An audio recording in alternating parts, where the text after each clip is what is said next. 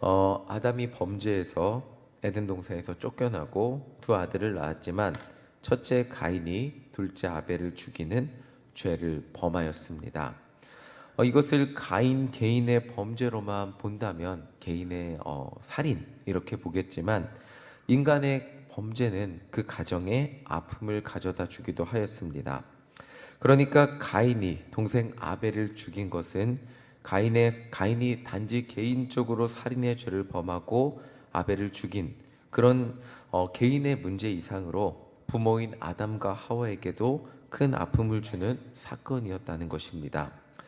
자녀로 인한 눈물과 아픔, 가정의 어려움은 인류에서 가장 첫 번째 가정에도 존재했다는 것을 보여주고 있습니다.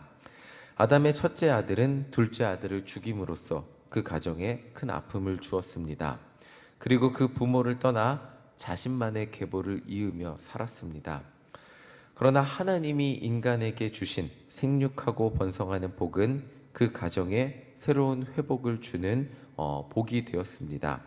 하나님은 그 가정에 다시 셋이라는 자녀를 주셨고 그 자녀를 통해 아담의 계보가 이어지게 하셨습니다. 창세기 5장은 한 가정이 자녀들의 다툼으로 인한 아픔과 눈물 그리고 살인 그로 인한 고통에서 벗어나 다시금 가정이 회복되는 것을 그리고 그 가정이 회복되어 계보가 이어지는 장면을 보여주는 말씀이기도 합니다. 그리고 이러한 과정이 모두 하나님이 인간에게 주신 생육하고 번성하는 복을 누리는 그 인간에게 주어진 복임을 보여주고 있습니다. 우리 3절 다시 한번 읽어보겠습니다. 3절입니다. 시작. 아담은 130세에 자기의 모양 곧 자기의 형상과 같은 아들을 낳아 이름을 셋이라 하였고, 창세기 5장을 보면 대홍수 이전의 사람들의 수명이 길었던 것을 알 수 있습니다. 아담은 130세에 아들을 낳았습니다. 그냥 아들을 낳지 않고 자기 형상과 같은 아들을 낳아서 이름을 셋이라 하였습니다. 인간은 영원한 생명을 누리며 살 수 없습니다. 홍수 이전의 사람이 아무리 길게 살았어도 1000년을 살지 못했습니다. 그런데 하나님이 인간에게 주신 복은 이 땅에서 생육하고 번성하며 자신과 닮은 존재를 낳을 수 있는 엄청난 복을 주셨습니다. 우리 4절을 함께 읽겠습니다. 시작. 아담은 셋을 낳은 후 800년을 지내며 자녀들을 낳았으며. 셋을 낳고, 이 성경에는 셋만이 기록되었지만 다른 자녀들이 있었음을 알 수 있습니다. 아담은 셋을 낳은 후에 지금까지 살아온 시간보다 훨씬 더 긴 시간 800년이라는 시간을 보내며 자녀들을 낳았습니다. 그리고 그 가정에 생육하고 번성하는 복이 계속해서 임했음을 알 수 있습니다. 그러나 그렇게 긴 시간을 살았다 할지라도 아담의 시간에도 끝이 있었습니다. 5절 함께 읽어보겠습니다. 시작. 그는 930세를 살고 죽었더라. 첫째 인간이었던 아담도 1000년을 살지 못하고 죽음을 맞이했습니다. 130세에 아담이 셋을 낳았으니까 아담은 800년을 셋과 함께 시간을 보냈다고 할 수 있겠죠. 그리고 셋이 105세에 에노스를 낳았으니까 아담은 손자와 600년이라는 시간을 보낼 수 있었겠죠. 에노스는 90세에 게난을 낳았으니까 아담은 증손자와 500년이라는 시간을 보낼 수 있었을 것입니다. 자손이 자손을 낳고 이 땅에 번성하는 것, 이것이 왜 복인지 가족 사진을 찍어보면 알 수 있습니다. 연세가 많으신 권사님들 가정의 신방을 가보면 신혼 때 사진이 보입니다. 우리는 신혼여행도 제대로 못 갔어요. 이런 얘기 하시면서 젊을 때, 그럴 때 사진을 보면서 권사님들도 이렇게 젊으실 때가 있었구나 보게 되는데, 두 분만 있던 사진 이렇게 조그맣게 놓으셨다가 근데 그 집에 큰 사진이 어떤 게 놓여 있나 보면 이렇게 큰 사진은 나중에 한 3, 40년이 지난 후에 가족 사진을 찍은 사진들을 이렇게 집에 크게 걸어 놓으신 장면들을 모습들을 보게 됩니다. 몇십 년이 지난 후 크게 찍은 가족 사진들을 보면 자녀들과 그 자녀들까지, 그러니까 권사님들의 자녀와 그 손자 손녀들까지 대가족을 이루며 찍은 사진을 보면서 가정 가운데 왜 생육하고 번성하는 것이 복인지를 보게 됩니다. 인간이 이 땅에 생육하고 번성하는 것은 그 자체로 하나님이 인간에게 주신 최고의 복이라고 할 수 있습니다. 그리고 그 안에서 관계를 누리며 부모가 자녀가 이 땅에서 살아가는 모습을 보는 것, 그리고 할아버지가 되어 손자, 손녀들에게 한없는 사랑을 베풀어 주는 것, 이 자체가 하나님이 인간에게 주신 엄청난 기쁨이자 복이라고 할 수 있습니다. 창세기 5장은 가인으로 인해 상처받은 아담의 가정이 셋으로 인해 회복되고 그 계보가 이어짐으로 그 가정 가운데 하나님이 주신 복을 보여주는 계보라고 할 수 있습니다. 이렇게 아담의 가정에 하나님의 주신 복이 끊임없이 그 가정이 끊이지 않고 이어졌음을 보게 됩니다. 그리고 이 가정 가운데 하나님이 한 가지 더 큰 복을 주셨습니다. 우리 24절입니다. 24절 함께 읽겠습니다. 시작. 에녹이 하나님과 동행하더니 하나님이 그를 데려가심으로 세상이 있지 아니하였더라. 그러니까 이 가정 가운데 우리가 이 족보를 읽으면서 기억해야 될 것은 이 가정이 원래 아니랬다가 에녹만 갑자기 딱 하나님 만나고 하나님과 동행해서 하나님이 그를 데려가셨다. 그러니까 에녹만 특별한 사람이다 라고 기억할 것이 아니라 하나님은 아담의 가정 가운데 셋의 계보를 통해 함께 하셨다는 것입니다. 그 자손들 가운데 쭉 함께 하셨고 동행하셨는데 에녹이라는 자손의 인생 가운데 함께 하셔서 이 땅에서 죽음을 맞이하지 않고 하나님께로 가게 하셨다는 것을 기억해야 합니다. 에녹이 단지 그 에녹 한 사람이 죽지 않았다는 사실이 굉장히 중요해서 에녹을 신비하게 보는 경향들이 있지만 오늘 우리에게 더욱더 중요하게 보아야 할 것은 이 가정 가운데 하나님이 함께 하셨다는 복입니다. 아담의 가정 가운데 아담이 범죄해서 그리고 그 가정 가운데 형제가 첫째가 둘째를 죽이는 상처가 있었지만 그 상처를 딛고 일어나서 새로운 자녀가 태어나고 그 자녀 가운데 믿음의 계보가 이어지고 하나님이 계속해서 함께 하셨고 그로 말미암아 에녹이라는 자녀 가운데 하나님이 정말 동행하셨고 죽음을 맞이하지 않을 수 있는 놀라운 신비로운 경험을 하게 하셨다는 놀라운 복이 임했다는 것을 기억해야 할 것입니다. 자, 4장에서도 가인의 계보가 동일하게 가인의 계보 가운데에서도 생육하고 번성하는 복이 임했습니다. 그러나 하나님은 셋의 자녀들 가운데 함께 하셨다는 것을 보여줍니다. 4장과 5장의 엄청난 차이점은 하나님이 셋의 자녀들 가운데 함께 하셨다는 것을 말해주고 있습니다. 그들과 동행하셨다는 사실을 에녹의 이야기를 통해 우리에게 알려주고 있습니다.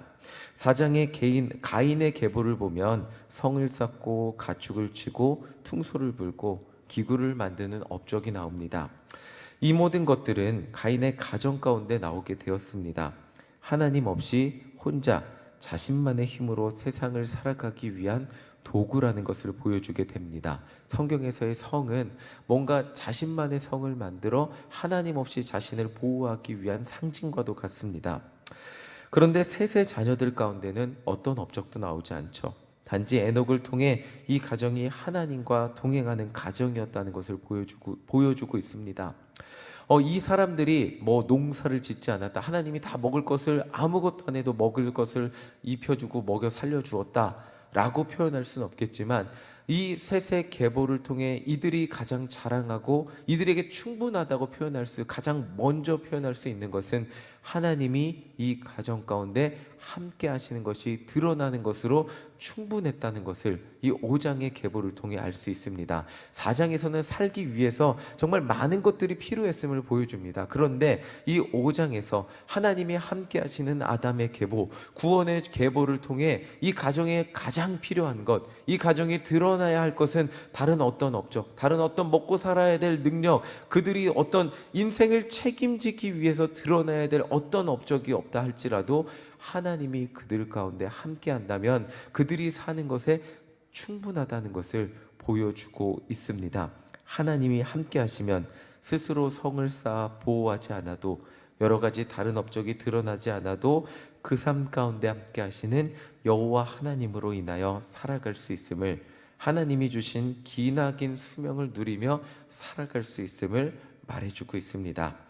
이렇게 하나님과 동행하며 여호와의 이름을 기억하며 이어진 계복 가운데 라멕은 자녀의 이름을 이렇게 짓습니다. 29절 함께 읽어보겠습니다. 29절입니다. 시작. 이름을 노아라 하여 이르되 여호와께서 땅을 저주하심으로 수고롭게 일하는 우리를 이 아들이 안위하리라 하였더라. 여호와 하나님의 이름이 기억되고 여호와 하나님이 그 가정 가운데 함께 하셨다고 해서 수고롭게 일하는 것이 필요 없었다는 것을 말하진 않습니다. 이 가정의 계복 가운데도 분명히 그 땅 가운데 수고롭게 일하고 살았음을 볼 수 있습니다. 그렇게 수고롭게 일하며 살아가는 그 가정 가운데 첫 번째로 기억된 것이 여호와 하나님이 그들과 함께하는 것, 그 과정과 함께하는 것이었다는 것을 기억하며 라멕은 자녀의 이름을 여호와 하나님의 이름을 기억하며 짓습니다. 그 자녀에게 자신의 소망을 담아 이름을 지어줍니다. 모든 부모가 자녀를 바라보며 축복이 담긴 이름을 짓습니다. 인간의 번성은 생육하고 번성하는 그 복이었지만 안타깝게도 그 땅에는 죄 있는 인간이 엄청나게 번성했다는 것을 창세기 6장을 통해 보게 됩니다. 아버지 라멕은 그 자녀 노아의 이름을 지어주며 노아를 통해 죄악이 가득한 이 땅이 그리고 그 사람들이 위로받기를 소망하였습니다. 라멕이 이름을 지을 때 라멕 또한 역시 여호와 하나님의 이름을 기억했음을 알 수 있습니다. 6장을 보면 다음 장인 6장을 보면 세상이 얼마나 악했는지 설명해 주고 있습니다.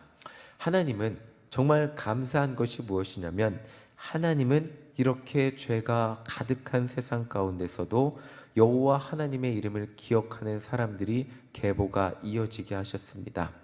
그리고 그 계보가 이어짐으로 그 자녀의 자녀를 통해 세상을 새롭게 하실 하나님의 계획을 이루어가고 계셨다는 것을 보게 됩니다.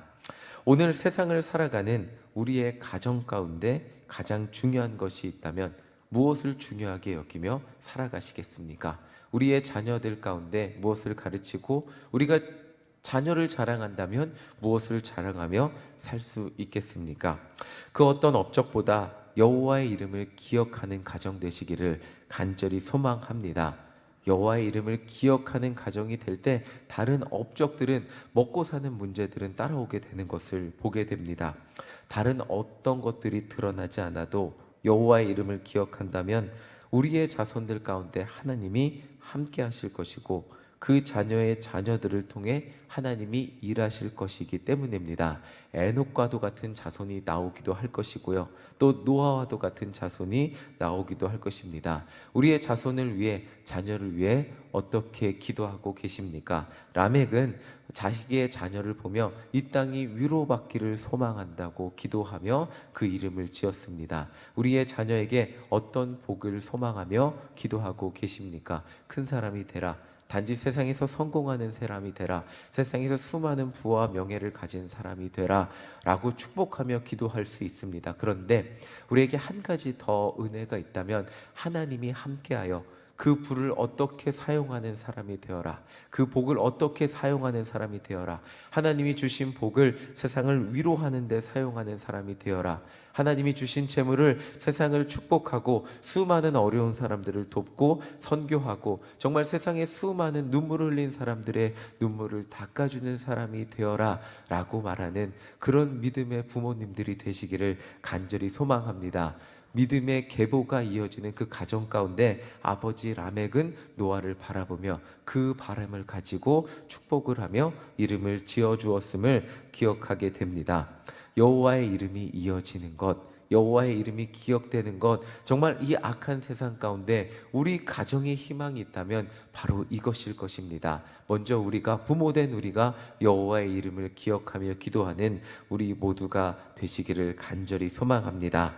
여호와의 이름을 기억한다면, 내가 기억한다면 우리의 자손들 가운데 한 가지 분명한 사실은 우리의 자손들 가운데도 하나님이 함께 하실 것이고 그리고 그 자녀와 자녀들을 통해 하나님께서는 일하실 것입니다.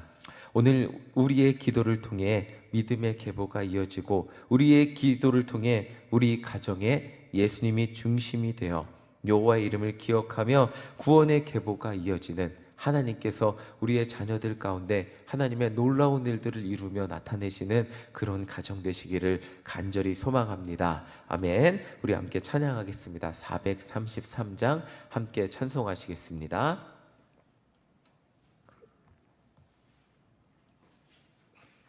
찬송가 433장입니다.